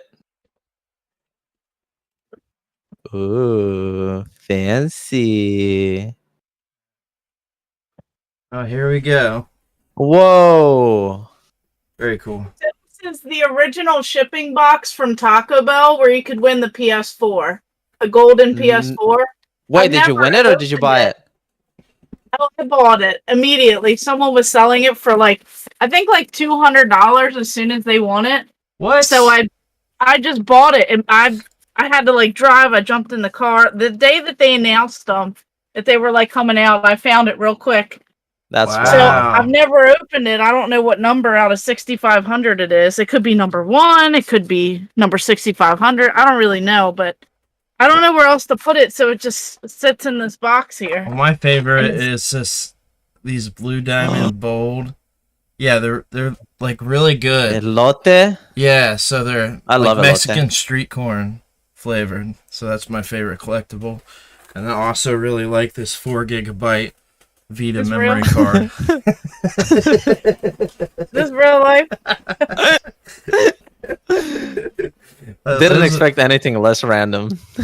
My favorite collectible that I have in reach is this. That's probably my favorite collectible she has too. That was hilarious. So funny. Yeah, we talked about Waffle House like a whole podcast. Yeah, it was like crazy, but people liked it. They kept talking about Waffle House. We got comments later. I have a T-shirt on the way. We started getting. Do you? Yeah. Oh god, yeah. I was gonna make one up. I was hoping that it would get here by this podcast, but I think it's delayed, so we gotta wait. This is funny. So people started leaving a bunch of comments on Facebook about Waffle House now. Waffle House Fight Club. We keep getting all kinds of Waffle House comments now. I think that's gonna stick with us. We got Trace Hawkins, which is a buddy, local buddy actually. He said, "What's up, gamers? Waffle House is the best." Yeah, apparently. Retro Lizard said, "Why does Brandy have all the cool stuff? LOL, just kidding. All her stuff is terrible." Nerdy Fashion Girl. She said, "Rest in peace to OG Overwatch." I agree. Do you have I think they're talking to you, asking if you have fanboys. Kerguhl. Fanboys? Yeah. I mean, I don't know. I would call them homies. Yeah. But you know, What I don't pay fangirls. Do you have fangirls? Are those like I don't know. Homiettes? I might. Yeah. But my biggest fangirl is my wife for sure. Well, she's that's the only one that matters. Yeah. Great answer. No, I mean for real though, like for real, not to be like cringe or anything, but her being supportive about all of this has probably kept me doing it as long as I've been doing it. Yeah. Because first of all, she's not a gamer. The only really game she knows from her childhood is Yoshi World on Nintendo 64. That's like when you say gaming, she's like, "Oh, I played Yoshi." Like that's I was her hoping favorite you would thing. say Echo the Dolphin. Yeah, I thought it was gonna be Echo. This is like But, an inside joke. Yeah, Yeah. but and recently, like funny enough, I tried to get her into gaming a couple of times, and then she just kind of like she has the interest for like a little bit, and she just kind of drifts away because she's interested in different things, and that's completely That's fine. good. Yeah, But that's a good. recently, she Good, started right. playing Diablo 4, and Diablo 4 for somebody who never plays video games, especially never wow. playing video games on a mouse and keyboard, she did great and she loved it. She's like, this is like dark, this is gory, whatever. But she had fun and she played like 3 or 4 times so far, and she just has a blast. Nice. But to get back to the question, her support probably the number one thing that kept me creating and doing what I do.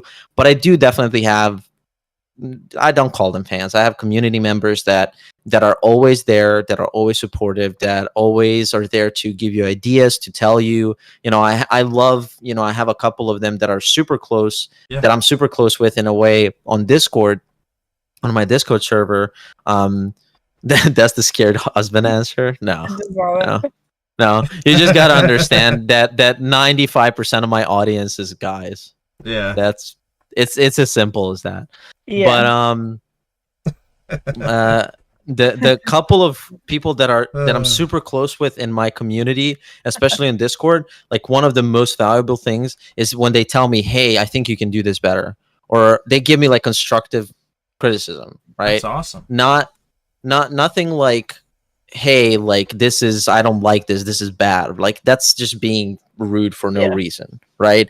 But they actually give you reasoning behind their opinion. So I think that's super cool. And those are, if you want to call them fanboys, I guess. Yes.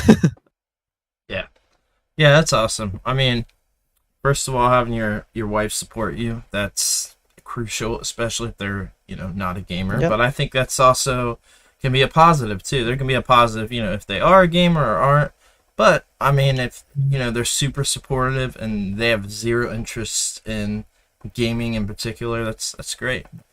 And, yeah, I mean, like, and to give you like a, and I'm sure you guys experience this with people that are not gamers, right? Like you show them, you'll be so excited to show them like something about the lore in a game, and like, oh my god, look at this, and I found this, and this looks so cool, blah, blah. And she's just standing, he's like, oh honey, that's great, and she's like, she'll be there for it. I know she doesn't give a fuck, but her being there for me to like just share my excitement about something is like, it means anything more than anything, really. Yeah. That's awesome. Yeah. Yeah. For sure. So we have any more questions in our notes? Just a couple quick ones. You said you know, systems you enjoy playing. You said mostly PC, so we already answered that. Any specific types of games that you like the best? I would say that I definitely like I like a theme more than I like a genre. And when I say theme and a genre, I mean the aesthetics will win me over more than a type of game it is. Like if there's a sci-fi game that's turn-based, even though I don't care too much about turn-based games, if it's a good sci-fi built universe, I will play it. Right? And a lot of people don't have this preference, I feel like. Because, you know, if people play ARPGs, they're usually stuck with those. Like they'll play Skyrim, they'll play Fallout, they'll play Final Fantasy, they'll play I don't know. There's a bunch of them, right? But they will be stuck in this genre, right? And they'll be only playing platformers, only playing first-person shooters, whatever, right? And then I feel like I gravitate more towards an aesthetic. So it's sci-fi, medieval, or World War I, World War II. That's like the big thing for me. So just there's so many games. I can't just, you know, say I like this one specific thing and anything about that specific thing. I like so many things, and that's why I feel like I want to be like a variety streamer and a gamer. Yeah. Yeah, I think that's the way to go for sure. What about you guys? I think I really like medieval fantasy type stuff, but I'm like all over the place with stuff I like. I don't even for themes. I don't really have a particular theme. I mean, I like kind of everything. Lately, past couple years, I've been super big into like fighting games. I think that's because they're quick and easy to jump in and out of. A lot easier to play right now for me. And then, but I'm like just all over the place. I enjoy everything really. I just don't. The only thing I don't like are like simulation, like sports games. I don't like, I don't play like Madden and stuff like that. But other than that, pretty much everything. Nice. Nice. What about you, Brandy? I like mobile games, and that's all that I play. Candy Crush specifically. All right, I'm kidding. Can we kick her? Wait, how do I kick her? To kick her? How do I kick her out? No, I love fighting games. Like a big part of what I like playing are fighting games. I feel like as you get older, you have like less and less time. At least I know I do. And then doing content for Game Junction, doing content for Gamer Aimer, it takes up a lot of time. Work full time, have other things as well. It's family, parents, all this stuff, and it does. It takes up a lot of time. So I just like quick games that I can just kind of like go through, and then if I step away and I come back, I'm not completely lost or confused on which cave I went into or whatever. So yeah, for sure. I Are you like excited that. about the new Mortal Kombat game? Yes, taking it That back. Yeah. To one. Taking it back to one. The marketing, the nerve of the marketing people. But it did look sick. I gotta say, I watched the previews, and it looks. Even though I played Mortal Kombat when I was a kid, but I was button mashing the whole time. Like I was one of those kids. I was like, my brain does not have the capacity to remember combos and fatalities. I don't know any combos in any of these fighting games I play. I still button mash. I do pretty good button mashing though on some of them. Some of them I just. That's what every button. That's what every button masher says. Yeah. They probably do. But yeah. Oh well. I can tell you single Street Fighter combo. It's kind of crazy because I just can't remember any of them ever. I've tried since I was a kid, and I've never remembered a single combo. So It's okay. Hey. oh well. I still like You'll them. get If it there works, it one works. day. One Maybe day. on a Saturday. Oh, not a Sunday. You might Dang. get there on a Saturday, maybe. Okay. Well, daggone it. Now we do have some community questions. We have Retro Reviews who said, favorite retro Batman game? That's gonna have to be you guys. I'm embarrassed to say that still haven't gotten around to any Batman games. I watched all the movies. I love all the movies, and I just never got around to it.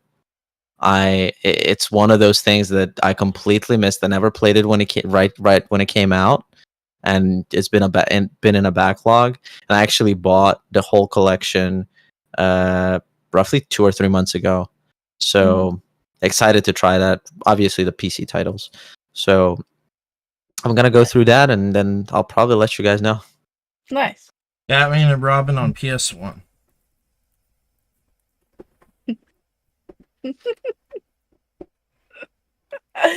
Bat nipples, that's all I'm saying. Bat nipples. I'd have to say this one. That looks And so it's cool. not even a video game. No, it is. I know, I'm just joking. The one that has the cool Batman character and this awesome scene when you get to the end of the video game on the Nintendo Entertainment System. So I really like that. that game. I like the Game Boy version of that one a lot. I didn't have the NES one growing up, so I played it a lot later. But the Game Boy one I loved. But like, obviously not retro, but I really like, and it's retro styled, Batman Arkham Origins Blackgate. Nobody talks about that game. It's a 2D side-scrolling game. So Arkham Origins Blackgate? Yeah, it was for Vita and 3DS. They ported it to. Oh, you can get it PS3. on Windows too. Yeah, they it's on PC and everything now. But it's really, really fun, and it's Crazy enough, it's my favorite of all the Arkham games. But other than that one, I really like Arkham Knight too. So Interesting. Another community question. We have William Wood, who said, "What's your favorite Mega Man game?"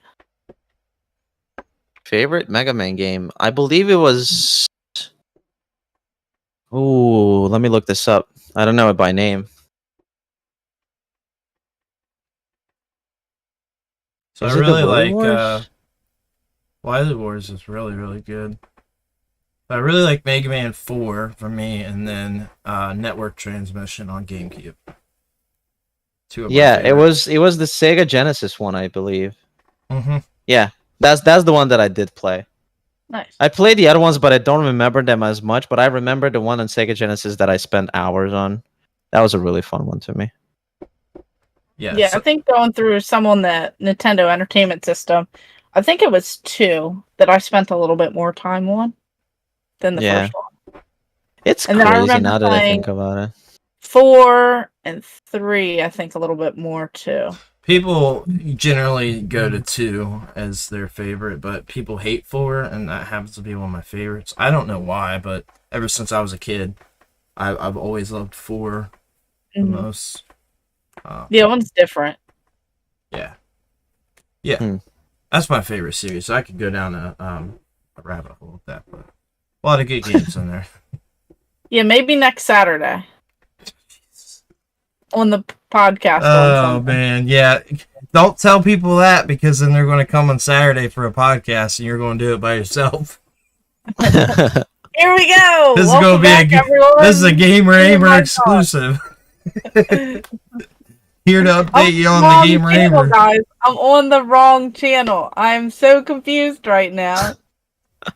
Welcome back to Game Aimer. I mean, the Oh, Game man. Junction. I mean, today's Sunday. I mean the Aimer Junction. Oh Do you man. even game? You even game, bro? I should. I'm gonna change my name. It's gonna be Lion Tamer Aimer instead of Gamer Aimer. What There were you those go. guys' name? Do you remember there was like 2 really popular lion tamers back in the day, and they got a show and everything. The Aussie guy? No, it was 2 they might have been brothers, but eventually and they were like super popular in the late 80s, like super popular. So I I guess feel like before I know what you're talking about. yeah, it was like a big pop culture thing, but eventually that lion turned on and killed one of the guys, and they raised it as a cub and everything. It was I like feel like I briefly know what you're talking about, but I'm yeah. not sure. Oh yeah, Siegfried and Roy. That was Yeah. their names. Yeah, yeah. Man, rest in peace. Yep, that's gonna be my new channel. So The I have to Sieg- find me some lions, and I'm gonna teach them how to play video games, and it's gonna be a whole thing. There you go. $1 million business idea. You heard it here first. Lion Go Tamer. patent it so nobody steals it. Lion Tamer Emer. Okay. Well, I'm gonna let everybody know that. So actually, we'll have to switch that in our I think little I group have a chat. picture. We're gonna have to switch it from Trucker Aimer, because she wanted to be a trucker a few weeks ago, and now it's switched to being a lion tamer. Yeah, She I'm don't so know what she short, wants to do. She don't know what she wants to do with her life. I couldn't do the trucking. I'm so short I couldn't get into the truck. They didn't have a step stool big enough for me. And then you can only sit on so many phone books, but I couldn't reach the pedal, so I had to change my whole career. So I can't be a trucker anymore. Thomas is giving me a hard time Anymore? in the So chat that means 'cause they're you not did brothers. drive a truck at some point. No? Yeah, last Saturday's Sunday podcast. Last. Oh God. Well, with that said, do you want to go ahead and plug all your socials, and then we'll also have that in the chat and everything, but to let everybody live here know, or that might be just watching or listening. I can put it here. I mean, the main thing is my YouTube, and you can find my Facebook just by typing Kerguhl Games. I really just wanted to meet you guys, chat with you. The plugging and making sure people find me, like if they actually care about anything I said, they'll find me. I'm not worried about it. But yeah, thank you guys for having me on. It was fun talking to you all. I've been looking forward to being able to chat with you too, so I appreciate the kind words. And this was a fun episode. Yeah. Glad we got to talk about mental health. I know I kind of go until my mouth is numb about mental health, but I think it's very important to talk about it. Yeah. And So too. stay strong, guys. Talk about your feelings and do what you like. Don't be miserable. Don't get stuck in a pit of something that you think is good for you, but it's probably not. And yeah, don't play mobile video games. Brandy. Other than that, I'm gonna teach the lions how to play mobile games. yeah, You're don't tame support them. EA. Don't support EA. What else? Ubisoft, report them. But yeah, hopefully we get to talk about indie games soon. That's one thing that I'm excited about. Yeah, for Very excited about the indie scene. Unreal Engine 5 is going to be insane. It's going to bring a lot more versatility, and yeah, we can talk on for hours, honestly. Yes. But I'm not going to keep you guys. I know you got stuff to do. I got stuff to do too. Well, we definitely appreciate it, man. Thank you again for coming on, and be sure to check out her new lion taming channel that is going to be launching. When did you say that was? Sometime in September? She said sometime in September. Saturday on Saturday. our next Sunday podcast. Okay. Yeah. Well, There you heard it here first. She's going to be a lion tamer. Thanks, everyone, for coming to hang out with us, and we will see you guys all again next Saturday. I mean Sunday.